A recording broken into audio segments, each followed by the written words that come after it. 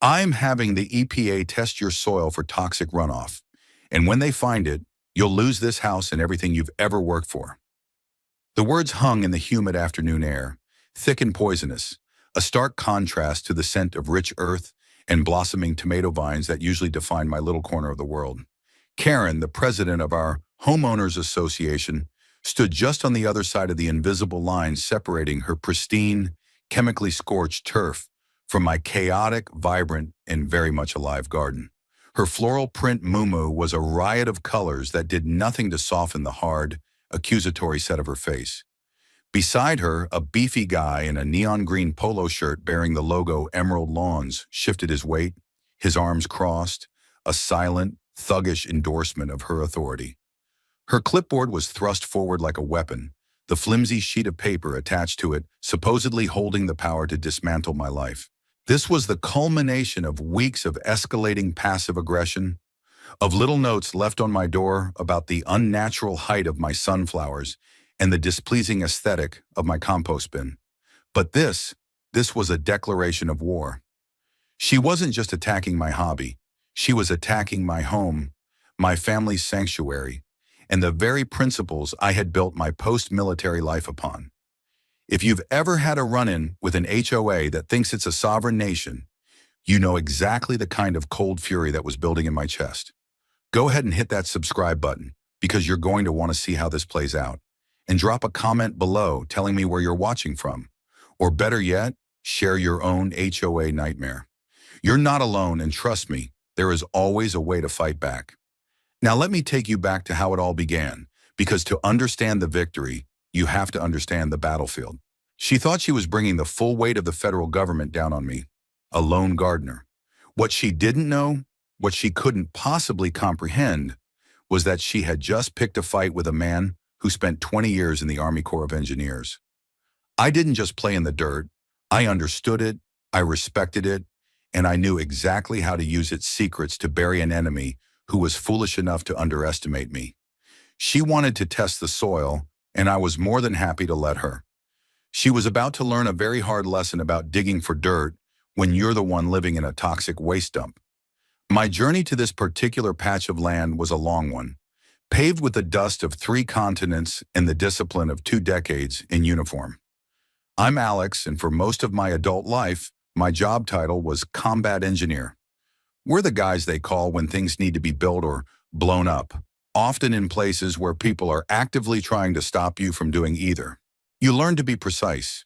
You learn that a miscalculation of half a degree can be the difference between a functional bridge and a pile of scrap metal at the bottom of a ravine.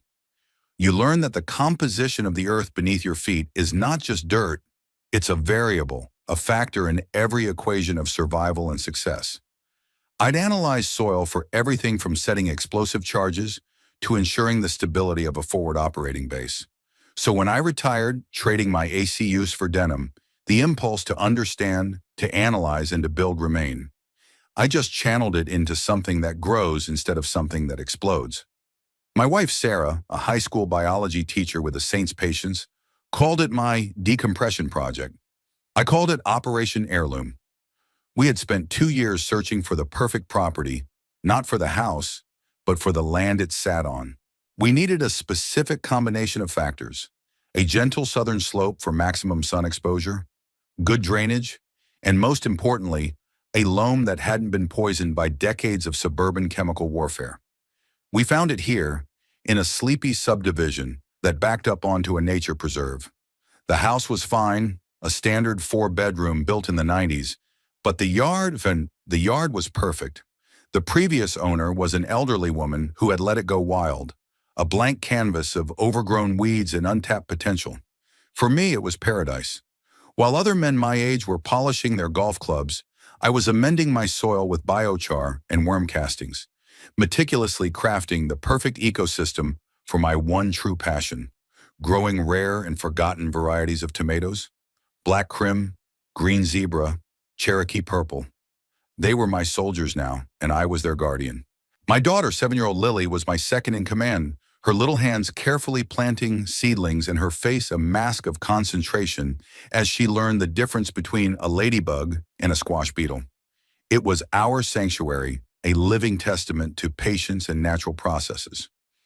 Then we got the first letter. It was a sterile, laser-printed notice, slipped into a crisp white envelope and left taped to our front door.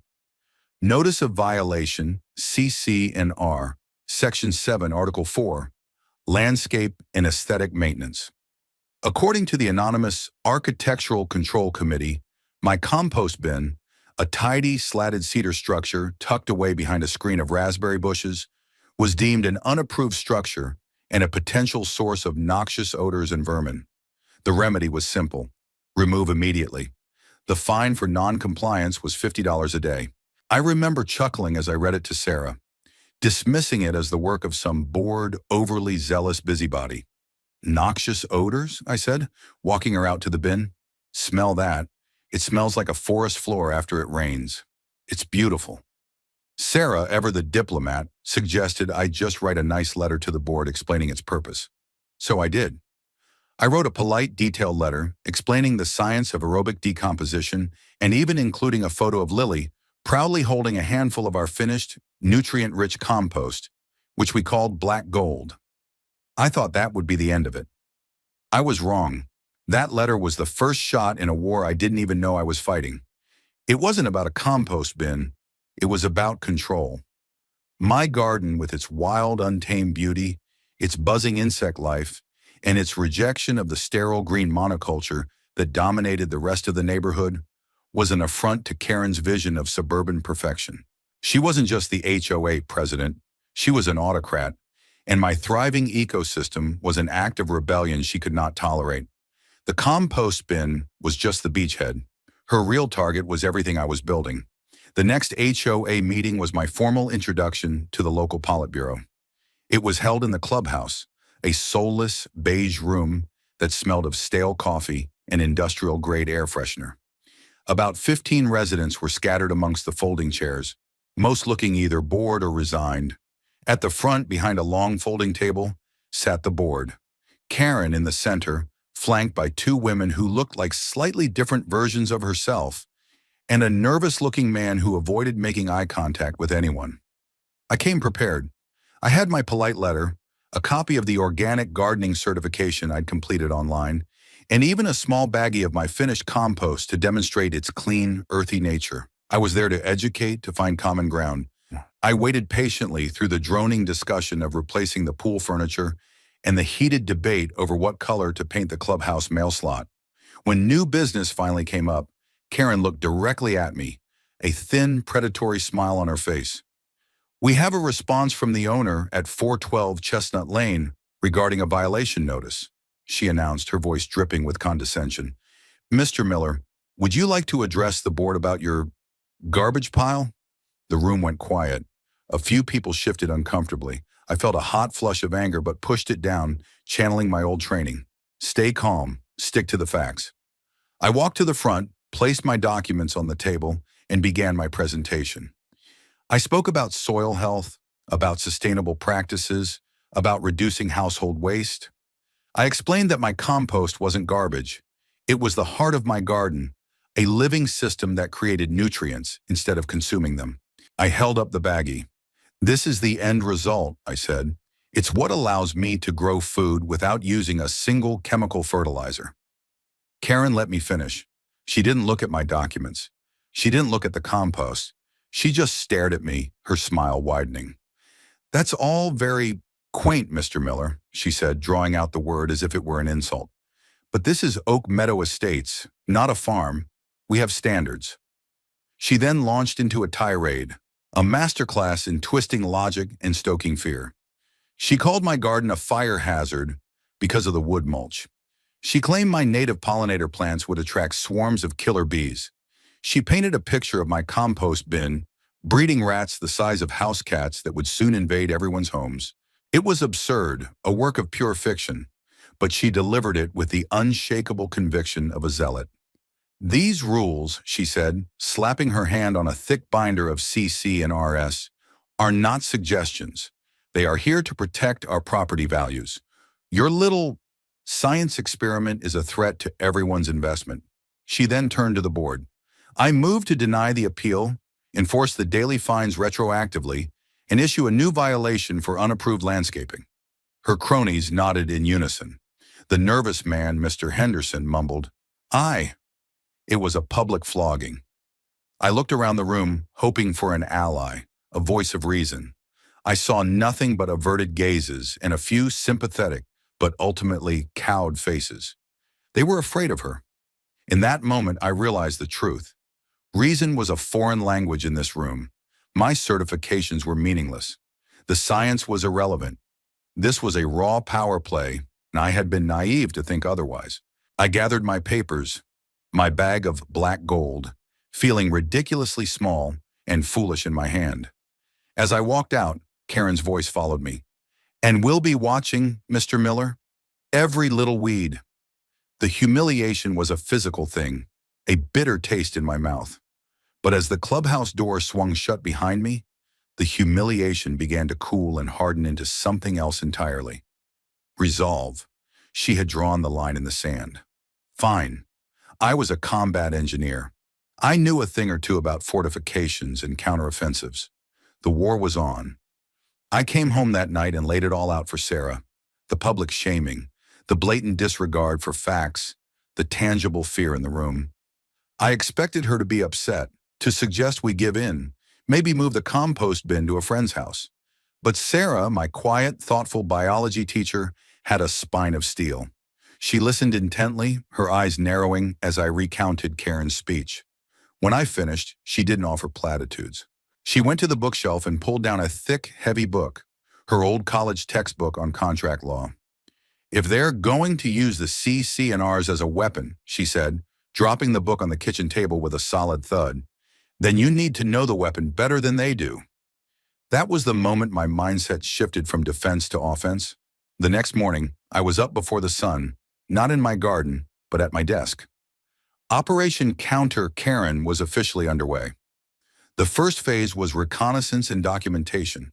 I requested a full, certified copy of the HOA's covenants, conditions and restrictions, the bylaws, the meeting minutes for the past 5 years, and the current budget. They were legally obligated to provide them, though they charged me a hefty copying fee of nearly $200, the first of many petty financial jabs. While I waited for the mountain of paper to arrive, I fortified my position. I installed 4 high-definition security cameras, the kind with motion detection and night vision. One was aimed at the front of my house, one at the back, one directly covering the property line between my yard and Karen's, and a fourth, smaller one discreetly positioned to watch my compost bin and garden shed. Every interaction, every trespass, every little note left on my door would now be recorded in crystal clear 1080p. When the documents arrived, it was like Christmas morning for a legal nerd. Sarah and I spread them across the dining room table, armed with highlighters and sticky notes. It was dense, archaic, and often contradictory, a Frankenstein's monster of legalese bolted together over 30 years. But within that mess, we found gold. We found clauses about promoting natural landscapes that contradicted the manicured turf requirements. We found vague definitions of structure and nuisance that were wide open to interpretation. Most importantly, we found the exact procedures for levying fines, holding hearings, and amending the rules. Procedures Karen and her board had been flagrantly ignoring. They were supposed to provide photographic evidence with a violation. They hadn't. They were supposed to offer a formal hearing before a neutral third-party arbiter. They hadn't. They were running their little kingdom on pure intimidation, assuming no one would ever bother to read the fine print. The daily violation letters started arriving like clockwork, each more ridiculous than the last. My rain barrels, which I used to collect water from my garden and reduce runoff, were an unapproved modification. My daughter's small butterfly garden was overgrown foliage.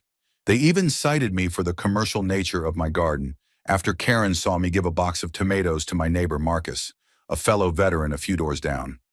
She was building her case, creating a paper trail to justify escalating her actions. But I was building a bigger one. For every single violation notice, I drafted a formal 10-page response. I cited the specific sections of the CC&RS she was violating. I included high-resolution, time-stamped photos from my cameras. I quoted from the meeting minutes where the board had approved a neighbor's rain barrel just 2 years prior. I sent each response via certified mail with return receipt requested, creating an ironclad record that they had received it. I was drowning them in their own bureaucracy. I could picture Karen's face contorted with rage as she signed for yet another thick envelope from me. The humor was dry and deeply satisfying. I wasn't just defending myself. I was using her own tactics against her, but with a precision and thoroughness she couldn't hope to match. This paper war was only the prelude, the artillery barrage before the main assault. I was conditioning her, making her angrier, more irrational, and more likely to make a fatal mistake. And then she did. It started with the strange green truck. The official complaint to the Environmental Protection Agency arrived on a Tuesday. It wasn't a flimsy HOA violation notice. It was a thick packet of federal documents delivered by a stern-faced mail carrier who required my signature. The weight of it in my hand felt different, colder. Sarah was at work and Lily was at school, and I stood alone in my kitchen, the silence of the house amplifying the frantic pounding of my heart. I slit the envelope open with a kitchen knife, my hand steady despite the adrenaline coursing through me. Inside, couched in the dispassionate language of government bureaucracy, was Karen's masterstroke. The complaint, filed by a concerned citizen, alleged that the property at 412 Chestnut Lane was the source of significant chemical runoff, that I was using unregulated and potentially banned pesticides, and that my agricultural activities posed a direct threat to the local watershed and the adjacent nature preserve. It was a web of malicious lies, but it was now officially in the system. The letter informed me that an EPA field agent would be contacting me to schedule a site visit for soil and water sampling. This was it. The threat she had screamed at me across the property line had materialized. This was no longer about $50 fines or the aesthetics of a compost bin. This was a federal investigation. A finding against me could result in crippling fines, a lien against my property, and potentially criminal charges. She could actually take my house. For a moment, a wave of pure, unadulterated rage washed over me. The sheer injustice of it, the audacity of her attack, was breathtaking. I wanted to storm over to her house, to confront her, to scream. But then my training kicked in. Emotion is a liability. Assess the threat, analyze the terrain, formulate a plan. I took a deep breath and spread the documents out on the table. Just as I had with the CC and ARS, I read every line, every accusation, and as I read, the rage was replaced by a cold, sharp clarity. She had made a critical error. She had moved the battlefield from the subjective kangaroo court of the HOA to the objective, scientific realm of the EPA. She thought she was calling in an airstrike on my position, but she had actually just handed me the coordinates to her own. I knew my land was clean. I had spent years nurturing it. Every amendment, every nutrient, every pest control method was organic, certified, and meticulously documented.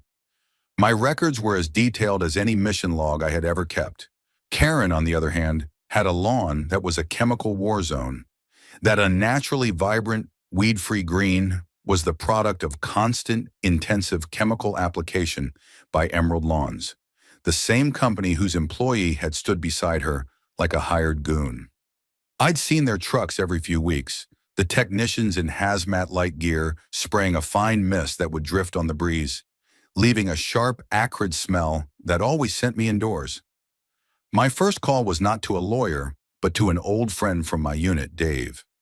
After leaving the Army, Dave had gotten a degree in environmental science and now worked as a private consultant, often hired by companies to clean up messes far worse than this.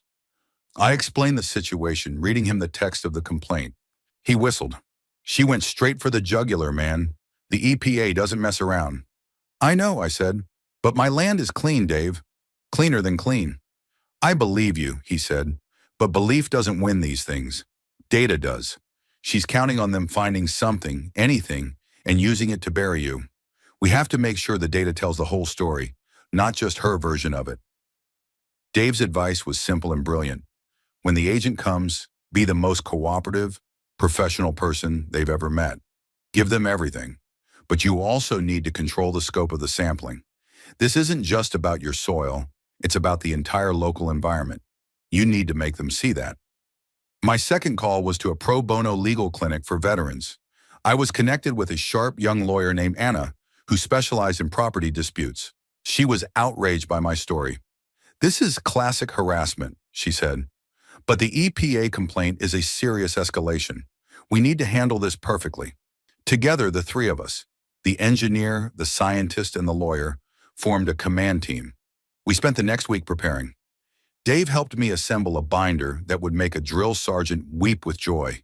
It contained every receipt for every bag of organic soil, every bottle of neem oil, every packet of seeds. It had my OMRI certifications, my soil test results from the year before, and a detailed log of my gardening activities. Anna drafted a formal letter, a masterpiece of legal precision, to be presented to the EPA agent upon their arrival. The letter formally welcomed the investigation, but also citing EPA procedural guidelines for ensuring comprehensive data, respectfully requested that the sampling protocol be expanded. We didn't just want them to test my garden. We wanted them to take samples from the property line, from several points on Karen's pristine lawn, from the street gutter in front of my house, and most critically, from the storm drain at the end of our cul-de-sac, the single point where all surface runoff from our properties converged before entering the municipal system. The trap was set. Now all we had to do was wait for the EPA to walk into it. The day of the inspection arrived, a bright, cloudless morning that felt like a mockery of the tension coiled in my stomach. A dark blue sedan with government plates pulled up to the curb precisely at 9 a.m. A man in his late 40s wearing a polo shirt with a small EPA logo and practical-looking hiking boots got out. He had a kind, tired face and introduced himself as Agent Morales. I met him at the sidewalk, my binder in hand, and shook his hand firmly. "Agent Morales, I'm Alex Miller. Thank you for coming. I want to cooperate in any way I can." Karen was watching, of course. I could see the curtain in her front window twitch. She was probably expecting a confrontation, for me to be angry and defensive. Instead, I was the picture of calm professionalism. I led Morales to my back patio, where I had a table set up with coffee and a pitcher of water. "Before we begin," I said, "my legal counsel asked me to give you this." I handed him the letter Anna had drafted. He read it carefully, his eyebrows rising slightly as he got to the part about expanding the sampling locations. He looked up at me, a flicker of something, intrigue perhaps, in his eyes. "This is a comprehensive request," he said, tapping the paper. "Your counsel is thorough." "I spent 20 years in the Corps of Engineers," I replied. "I believe in being thorough. The complaint alleges runoff and contamination of the watershed. To get a true picture of that, you need to look at all the potential sources, not just one." He nodded slowly, a small smile playing on his lips. "Fair enough, Mr. Miller. Let's get started." For the next 3 hours, I was his shadow. I walked him through every inch of my property. I showed him my compost system, explaining the carbon to nitrogen ratio and the temperature monitoring I did to ensure proper decomposition. He actually seemed interested, asking intelligent questions. I unlocked my garden shed, showing him my neatly organized shelves. On one side were my tools, on the other my chemicals. A bottle of neem oil, a jug of fish emulsion, a box of diatomaceous earth, and a bag of BT, a naturally occurring bacterium used for caterpillar control. All of them were OMRI listed, and I had the paperwork to prove it. Morales took photos and made notes. He was methodical and impartial. When it came time for the sampling, he worked with a quiet efficiency, driving small core samplers into the earth and placing the soil into sterile bags, each one meticulously labeled. He took samples from my vegetable beds, my lawn, and near the compost bin. Then, as per my request, he moved to the property line. As he hammered the core into the ground exactly on the surveyed boundary, I saw Karen's front door open. She stepped out onto her porch, her arms crossed, a smug, triumphant look on her face. She was watching her plan unfold, certain of the outcome. Morales then walked directly onto her lawn, a perfect, unnaturally green carpet. He took a sample near the property line, another from the middle of her yard, and a third near the sidewalk. Her smug look faltered, replaced by a flicker of confusion and annoyance. This wasn't part of her script. Finally, Morales took a water sample and a silt sample from the gutter in front of my house, and then we walked together to the end of the cul-de-sac. He lifted the heavy iron grate of the storm drain and carefully collected several vials of the murky water and sediment resting at the bottom. "This is where it all ends up," he said, more to himself than to me, as he sealed the last vial. As he packed up his equipment, he turned to me.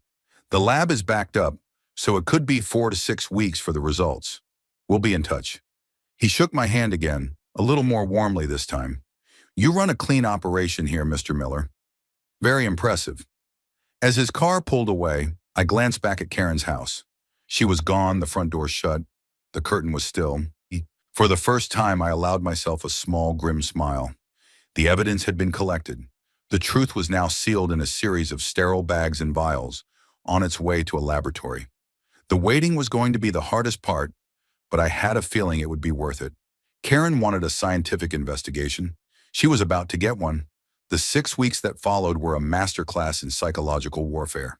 Karen, emboldened by the EPA's visit and undoubtedly convinced of my imminent demise, doubled down on her campaign of harassment. The violation notices became a daily occurrence, a blizzard of paper targeting every conceivable aspect of my property. My daughter's brightly colored chalk drawings on the driveway were a graffiti violation. The small flag of the Army Corps of Engineers I hung from my porch was an unapproved banner. She even sent a notice about the excessive noise of wind chimes Sarah had hung near the back door. It was death by 1,000 paper cuts, designed to wear me down, to make me break. But with every new notice, my resolve hardened. I continued my meticulous counter-documentation, sending my certified letters, building my fortress of facts. But I knew a paper defense wasn't enough. I needed allies. I needed to show that Karen's abuse wasn't just directed at me, it was a systemic problem. My first visit was to Marcus, the retired Marine 2 doors down. I'd seen the violation notices on his door too, mostly about the height of his flagpole and the American flag he flew from it, which Karen deemed oversized and jingoistic.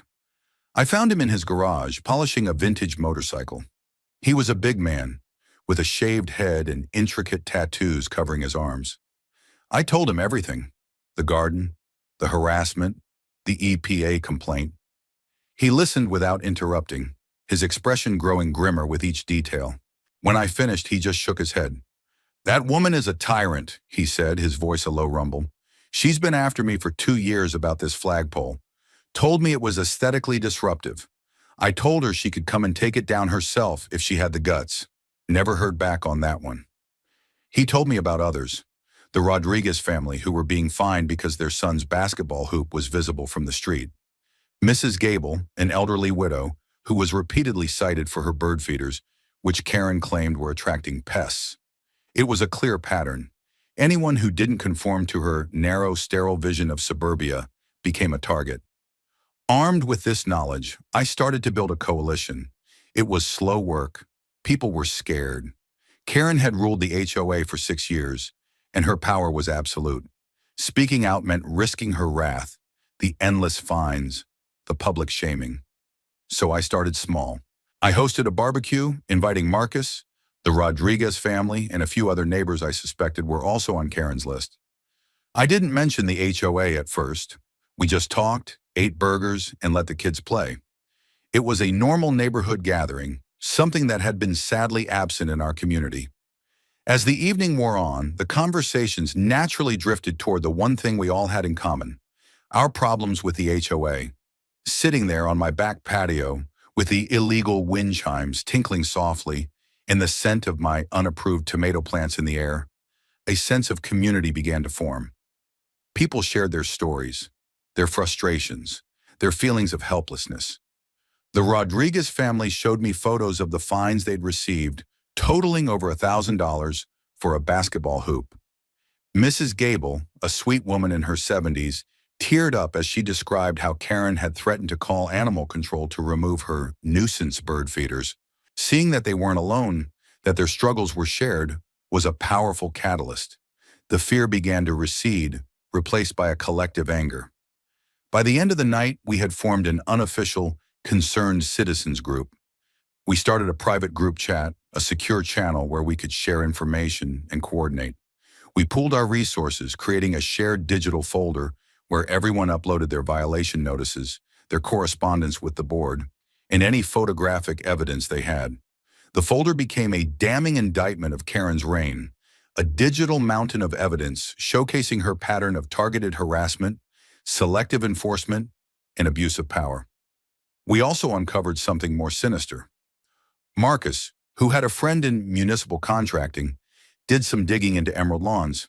He discovered that the company's owner was Karen's brother-in-law. The lucrative no-bid contract the HOA had with the company wasn't just about maintaining lawns. It was about enriching her family. Furthermore, several residents who had tried to use other lawn services were systematically harassed with landscaping violations until they either gave up or switched to the approved vendor. It was a classic kickback scheme, hidden in plain sight. The pieces were all falling into place. Karen's obsession wasn't just about power, it was about money. My organic garden, my rejection of chemical lawn care, wasn't just an aesthetic affront. It was a threat to her corrupt little enterprise. The waiting for the EPA results was agonizing, but now it was fueled by a new purpose. We weren't just waiting for my vindication, we were waiting for the key that would unlock the door to liberating the entire neighborhood. The envelope arrived on a Friday afternoon, almost 7 weeks after Agent Morales' visit. It was the same type of official federal mailing as before, but this time it felt heavier, denser. My hands were surprisingly steady as I carried it into the house. Sarah and Lily were out, and the house was quiet again. I sat at the dining room table, the surface still covered in our strategic battle plans of HOA documents and highlighted CC and RS. This was the moment of truth. I took a slow, deliberate breath, a habit learned in situations where panic was a death sentence, and slid my finger under the flap. The document inside was thick, a multi-page report filled with charts, graphs, and technical terminology. I skipped past the preamble and went straight to the executive summary. My eyes scanned the page, searching for my address, for the words that would define my future. And then I found it. Site analysis, 412 Chestnut Lane, Miller property. The summary was concise and unequivocal. Soil samples taken from the vegetable gardens, lawn, and compost areas showed no detectable levels of any regulated herbicides, pesticides, or synthetic fertilizers.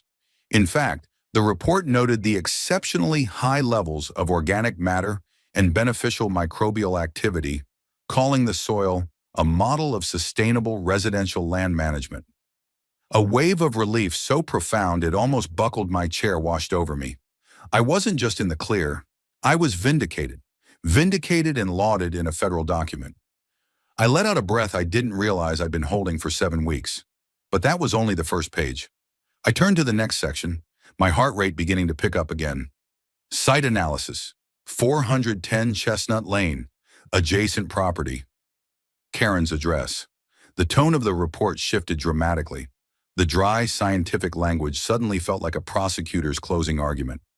The samples taken from her lawn were a horror show. The report listed over a dozen different chemicals, a toxic cocktail of powerful herbicides, fungicides, and insecticides. It found levels of 2,4-D, a potent herbicide, and a component of Agent Orange that were 5 times the recommended limit for residential application.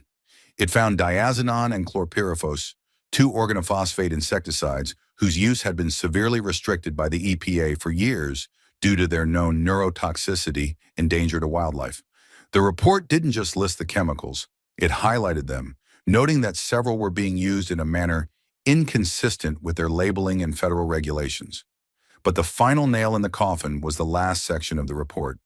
Site analysis, storm drain, Chestnut cul-de-sac. The water and sediment samples from the storm drain were a concentrated version of everything found on Karen's lawn. The report included a detailed chemical fingerprint analysis that conclusively linked the contaminants in the storm drain to the specific, and in some cases, illegally high, concentrations of chemicals found on the lawn at 410 Chestnut Lane. It stated in no uncertain terms that her property was the primary source of toxic runoff contaminating the local watershed. Karen's accusation was not only false, It was a perfect projection. The poison she had accused me of spreading was flowing directly from her own chemically addicted lawn. I started laughing. It wasn't a laugh of joy or relief, but a dark, incredulous laugh at the sheer beautiful irony of it all. She had handed the EPA a loaded gun and insisted they investigate me for murder, only for them to run the ballistics and discover the weapon was registered to her and had her fingerprints all over it.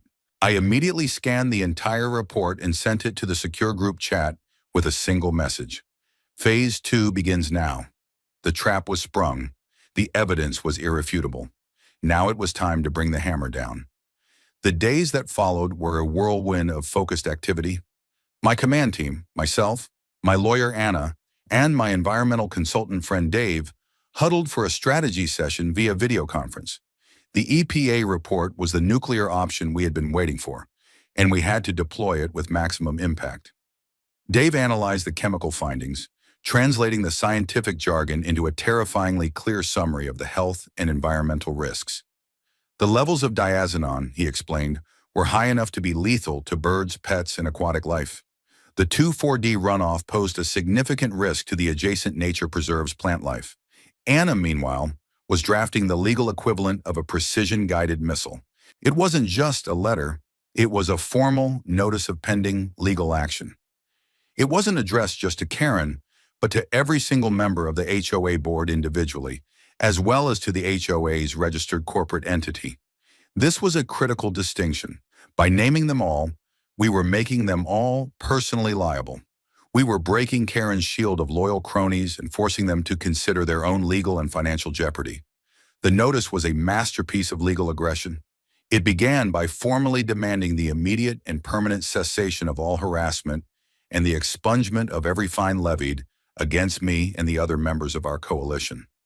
It then laid out the grounds for our impending lawsuit: defamation of character based on the false EPA complaint, targeted harassment based on the mountain of documented phony violations, and gross negligence based on their failure to properly oversee the community's environmental impact. Attached as Exhibit A was the full unredacted EPA report. Attached as Exhibit B was Dave's summary, explaining in plain English what those chemicals meant. Attached as Exhibit C was a thick compilation of the evidence our citizens group had collected, the pattern of selective enforcement, the stories of Mrs. Gable and the Rodriguez family, and Marcus's findings on the corrupt relationship between Karen and her brother-in-law's company, Emerald Lawns. We were showing them that this wasn't just about me and my garden anymore. This was a class action revolt. Anna's strategy was brilliant. The notice gave them a choice. Either they could immediately remove Karen, repudiate her actions, and meet all of our demands, or they could all go down with her ship. We sent the notice via a process server, a tall, imposing man who took a grim satisfaction in his work. He served Karen first, right on her doorstep as she was getting her mail. Marcus, watching from his window, described the scene to our group chat, her smug expression dissolving into confusion, then shock, then pure, unadulterated rage as she flipped through the pages. The server then went door to door, delivering the same thick packet of bad news to the other 3 board members. The effect was immediate. My phone started ringing within the hour. It was Mr. Henderson, the nervous board member who always avoided eye contact. His voice was trembling. "Mr. Miller, I had no idea," he stammered. "Karen told us you were the one. She said she had proof. This report, these chemicals, my God, my kids play on that grass." He sounded terrified, and rightly so. He wasn't just facing a lawsuit. He was a resident whose own family had been exposed to the toxins Karen's preferred vendor was pumping into the ground. I kept my voice calm and even. "I tried to tell you, Mr. Henderson, at the meeting. You all chose not to listen." "What do we do?" he pleaded. "Anna, my lawyer, laid out the terms very clearly in the notice," I said. "You have 1 week to comply before we file. I suggest you and the other board members talk to your own lawyers, and I suggest you do it without Karen in the room." The panic spread like wildfire. Another board member, a woman named Janice, who had always been Karen's most vocal supporter, was seen leaving her house in tears, clutching the notice. The united front of the board, which had seemed so impenetrable, was shattering under the weight of personal legal exposure. Karen had built her empire on the assumption that she was the only one willing to weaponize the rules. She never imagined someone would turn that weapon around and fire it back with such devastating precision. The next HOA meeting was scheduled for the following Wednesday. It was about to become the most well-attended meeting in the history of Oak Meadow Estates. The night of the meeting, the clubhouse was packed beyond capacity. People were standing along the walls and spilling out into the hallway. The stale coffee smell was completely overpowered by a palpable mix of anger, anxiety, and anticipation. My coalition and I had arrived early, taking seats in the front row. Marcus sat beside me, his large frame a reassuring presence. Mrs. Gable was there, looking nervous but determined. The Rodriguez family came with their son. We were a united front. Anna, my lawyer, stood calmly at the side of the room, her briefcase on the chair next to her. She wasn't there to speak initially. She was there as a visible reminder of the legal guillotine hanging over the board's head. The board members filed in, looking pale and shaken, all except for Karen. She strode in with a defiant glare, her face set in a mask of indignation. She was clearly not going down without a fight. She banged the gavel, the sound unnaturally loud in the tense silence. "The meeting will come to order," she snapped. She tried to proceed with the usual agenda, to talk about pool furniture and newsletters, as if the legal bombshell we had dropped didn't exist. But the room was not having it. A voice from the back called out, "We're not here to talk about chaise lounges, Karen. We're here to talk about the EPA report." A chorus of agreement erupted. Karen's face flushed a deep mottled red. "That is a private legal matter and will not be discussed in a public forum," she yelled, banging the gavel again. "It stopped being a private matter when your lawn service poisoned our storm drains." Another voice shouted. The room descended into chaos. This was the moment Anna had been waiting for. She calmly walked to the front of the room, opened her briefcase, and pulled out a small, powerful projector. She connected it to her laptop, and in seconds, the first page of the EPA report was displayed in huge, undeniable letters on the wall behind the board. The room fell silent again, every eye fixed on the screen. "My name is Anna Chen," she said, her voice clear and steady, easily cutting through the tension. "I am legal counsel for Mr. Alex Miller and several other homeowners in this community." She looked directly at the board. "You were served with a notice last week that included this report. Since you have refused to address it, we will." For the next 20 minutes, Anna systematically dismantled Karen's entire reign of terror. She didn't raise her voice. She didn't use inflammatory language. She just presented the facts. Her words as precise and devastating as a surgeon's scalpel. She walked the entire room through the EPA report, page by page, projecting the damning charts and chemical lists onto the wall.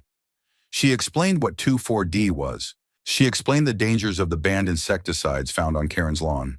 With every slide, a new wave of murmurs and gasps went through the crowd. People were looking at Karen not with fear anymore, but with outright disgust. Then Anna projected Marcus's research onto the screen. The corporate documents linking Emerald Lawns to Karen's brother-in-law. "This wasn't just about a personal vendetta against Mr. Miller's garden," Anna stated coolly. "This was about protecting a lucrative, undisclosed family business interest. Every fine levied for using a different lawn service, every violation notice for a less-than-perfect lawn, was designed to funnel money to the president's family." The room exploded. The last vestiges of Karen's authority evaporated in a flash of collective rage. People were on their feet, shouting, pointing. "Resign!" someone yelled, and it became a chant. "Resign! Resign! Resign!" Karen stood there, her face a grotesque mixture of shock and fury. She tried to shout over the noise, to bang her gavel, but no one was listening. Her power, built on whispers and intimidation, was useless against a tidal wave of public fury. Mr. Henderson, the nervous board member, stood up, his hands shaking. I move for the immediate resignation of the president," he stammered. The other two board members, their faces ashen, quickly seconded the motion. Karen looked at them, her eyes wide with betrayal. They wouldn't even look at her. They were saving themselves. The vote was instantaneous and unanimous among the other three. "The motion passes," Henderson said weakly. Karen, you are removed from the board, effective immediately. It was over. Her reign had ended not with a whimper, but with a roar of public condemnation, broadcast on a projector screen for all to see. She stood there for a moment, stunned into silence, then grabbed her purse and stormed out of the clubhouse, the chant of "Resign" following her into the night. The victory was absolute, public, and deliciously ironic. She had tried to ruin me with a secret report, and I had ruined her with a public one. The aftermath was swift and decisive. In the vacuum of Karen's spectacular downfall, the community rallied with a speed and unity that was breathtaking. An emergency election was called, and a new board was swept into power on a platform of transparency and reform. Marcus, the Marine veteran with the flagpole, was unanimously elected as the new president. His first official act was to call a special session where the new board voted to formally expunge every fine, violation, and warning issued under Karen's tenure against me, the Rodriguez family, Mrs. Gable, and a dozen other families who came forward. They issued a formal, public apology to all of us, which was printed in the next community newsletter. My second act as president, Marcus announced at that meeting, is to terminate, with extreme prejudice, the HOA's contract with Emerald Lawns. That motion was met with a standing ovation. The fallout for Emerald Lawns was catastrophic. Armed with the EPA report, the new board not only canceled their contract, but also filed a formal complaint with the state's contractor licensing board and reported them for illegal pesticide use. The EPA, having identified the source of the contamination, launched its own investigation into the company's practices, which eventually resulted in six-figure fines and the suspension of their operating license. Karen's brother-in-law's corrupt little enterprise was dismantled. As for Karen herself, she became a pariah. Stripped of her power, exposed as a fraud and a bully, she couldn't face the community she had once terrorized. Her neighbors, no longer afraid, treated her with a cold indifference that was perhaps more punishing than outright anger. Within 2 months, a for sale sign appeared on her chemically treated lawn. The house sold quickly, and I watched with a quiet sense of satisfaction as a new family, with young kids and a golden retriever, moved in. The oppressive cloud that had hung over our cul-de-sac for years had finally lifted. The legal loose ends were tied up neatly. The old board's directors and officers' insurance policy, facing the undeniable evidence and the threat of a costly public lawsuit, chose to settle.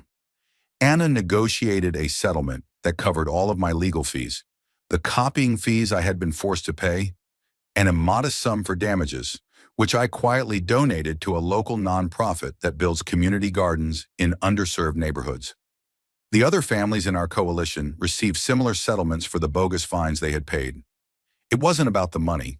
It was about the principle. It was about forcing the system to acknowledge the wrong that had been done. The change in the neighborhood was palpable. People started talking to each other again. Kids' laughter filled the streets. The Rodriguez family's basketball hoop became a neighborhood fixture. Mrs. Gable's yard became a vibrant sanctuary for birds, and several neighbors, inspired by her, put up their own feeders. My garden, once a point of contention, became a source of community pride. Neighbors would stop by not to complain, but to ask for gardening advice or to admire the strange and wonderful shapes of the heirloom tomatoes. I started a small community table at the end of my driveway, leaving out boxes of surplus vegetables with a sign that just said, "Free for neighbors." It was always empty by the end of the day. One evening, a few months after the big meeting, I was out in the garden with Lily, staking up a particularly ambitious Cherokee purple vine. The sun was setting, casting a warm golden light over everything. Sarah came out with a couple of glasses of iced tea and sat on the edge of one of the raised beds. "It's peaceful now," she said, looking around at the thriving green chaos of my garden, then out at the neighborhood beyond. "You did it, Alex. You fought the dragon and won." I thought about that for a moment. I looked at Lily, who was carefully examining a ladybug on a leaf, her face full of wonder. I looked at the rich, dark soil, the product of so much care and effort. "I didn't fight it with a sword," I said. "I fought it with paperwork and soil samples."